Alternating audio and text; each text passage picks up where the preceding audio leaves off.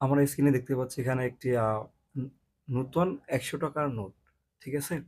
এটাকে আমরা কিভাবে ইংলিশে ট্রান্সলেট করতে পারি বা স্পোকিং এর ক্ষেত্রে এটা কিভাবে ব্যবহার করতে পারি। ওকে? তো চলুন দেখা যাক। তো এটাকে আমরা বলতে পারি দিস ইজ আ নিউ 100 টাকা নোট। ওকে? এরপর এটাকে আমরা লিখতে পারি এভাবে দিস ইজ আ নিউ 100 টাকা নোট।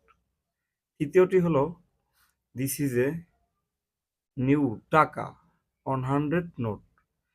আমার বলাটা হলো ২ ধরনের, বাট রাইটিং হবে ৩ ধরনের।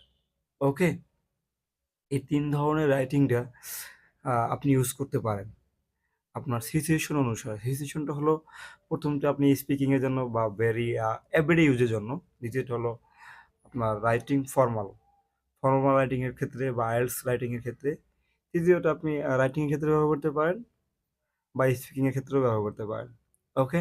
ধন্যবাদ সবাইকে।